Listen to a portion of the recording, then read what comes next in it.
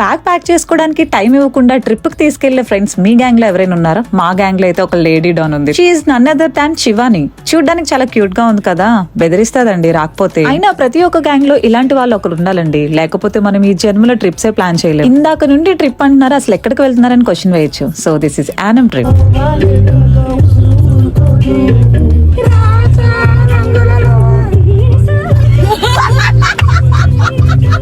Seriously నాకు బ్రహ్మిలాగా we enjoyed a lot sir అని నవ్వుతూ చెప్పాలనిపించింది. సో అంతా మేము ఎంజాయ్ చేసాం ఈ ట్రిప్ అయితే.